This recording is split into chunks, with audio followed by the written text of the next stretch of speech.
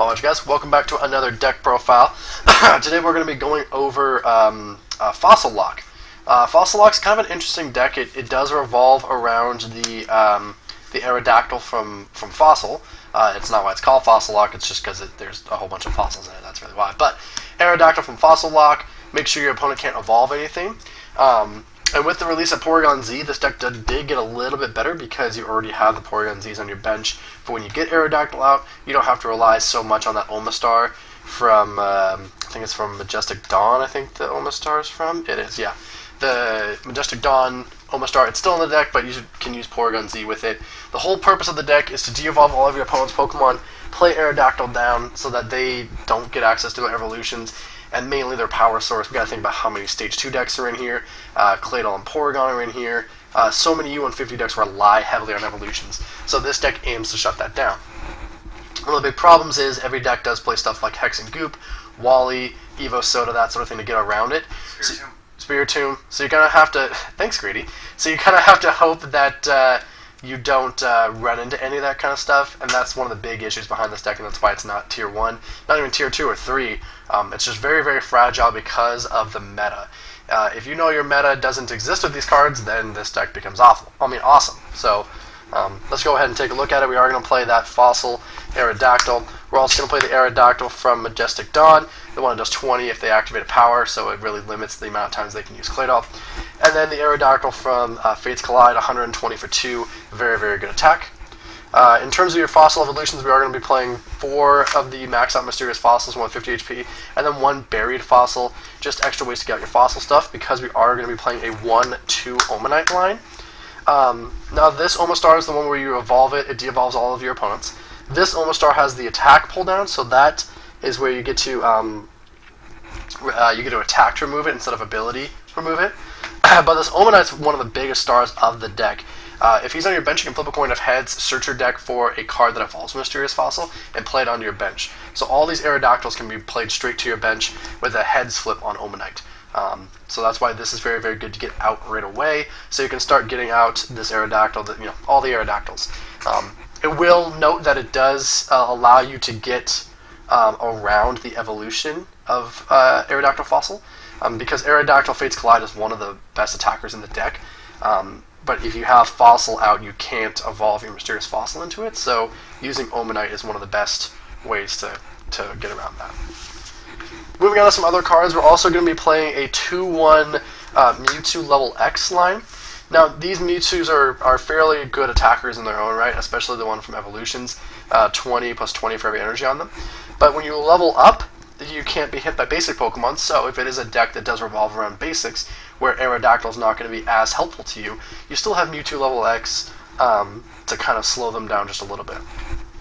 I will note that when you level X the Evolutions one, you lose 10 HP, which is kind of funny, but just keep that in mind. Leveling up can hurt you there. We're also playing a 1-2 Espeon line. Now, you will note that we are playing the Energy Evolution one instead of the Chain Reaction one. And, you could play the Chain Reaction one if you wanted as well, but mid-game your opponent isn't going to be able to evolve around Aerodactyl. And then if they do evolve around Aerodactyl, most likely they're going to Hex or Goop you, which turns off the Chain Reaction anyways. So you can play it as like a 2-2 line if you want to, but I prefer Energy Evolution just so you can end your turn by doing it, and you don't have to worry about that Hex or that Goop. Still gets around Aerodactyl by using that. And then we got some basic attackers as well, some basic Psychic attackers. We are going to play the Oricorio. It doesn't require a Psychic Energy, but I believe we're playing D-Valley in this deck. It's just an extra reason you can use this attack for free.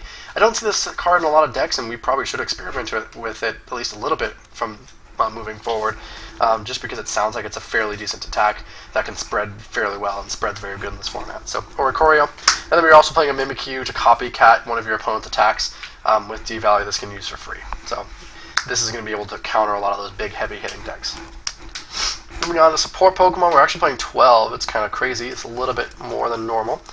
We are going to be playing a 1-1 Claydol line. We are going to be playing the 2-2-1 Porygon.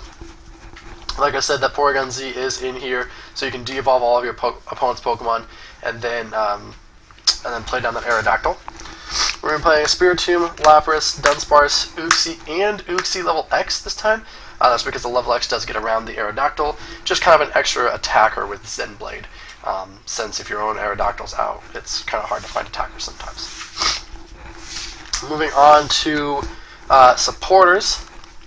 For search cards, we have Skyla, Pokemon Collector, Bebe's, Rosie's, Karina.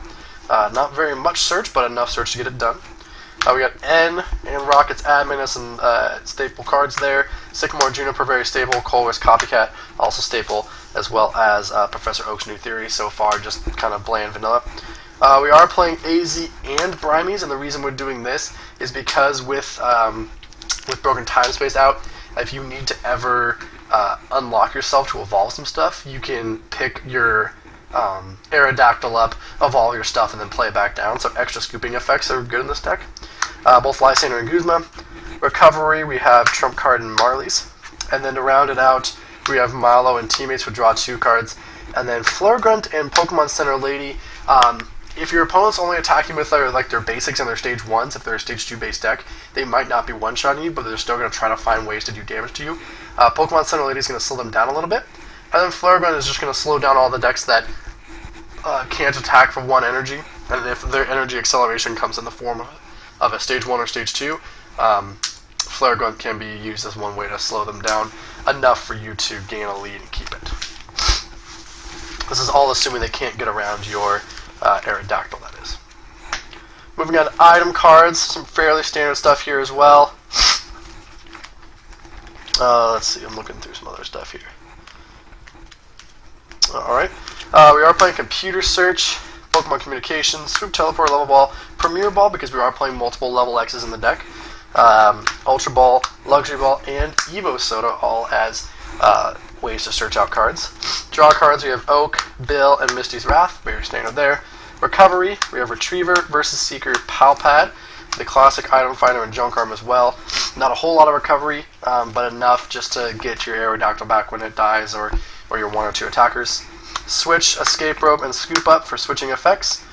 And then moving on to the rest of the deck, you have Imposter Oak's Invention, Devo Spray because we are playing Porygon Z. This goes hand in hand. Battle Compressor to get rid of the stuff you really don't want in your deck, the stuff that's not going to help you out. If you're playing against a deck that doesn't have any evolutions, Aerodactyl might help you there. Red Card to slow down your opponent, as also Porygon Z and Red Card in 1 turn is a very good combo. And then Field Blower, staple card in every deck. Moving on here to stadiums. We are going to be playing a Strange Cave. Strange Caves helps you get out Aerodactyl and Omanite and that sort of thing easier. It's the way to get around Item Lock to get it out. Playing a Parallel City to slow down your opponent even more. If they have so many basics, so many stage 2s, playing Parallel City can really slow them down, especially after you Fossil Lock them. It also limits them, if they don't have a stadium, they can't Uxie or Lapras to try to dig for their Hex and Goop and stuff. And then D-Valley, the last one, like I said, it's all psychic attackers, so attacking for 1 less energy. Psychic-based decks all use D-Valley. Item cards here, we're going to play Fluffy Berry and Floatstone, just to kind of protect all of your stuff from being Lysander stalled. Especially with this deck, if your Aerodactyl is staying up, they're going to try to stall and try to draw into their Hex. So Fluffy Berry, Floatstone, ways to get out. And then Muscle Band, standard damage modifier there. Your Elite Four, you got all 4 of them, plus Dowsing Machine. No reason to not play any of these. Just be wary that when you do Goop, you shut off your own Aerodactyl. So make sure that you're doing it on a turn where Evolving is not going to hurt you. And Special Energies, just the DCE to activate a lot of your attacks. Mainly Mewtwo Evolutions is going to use this guy.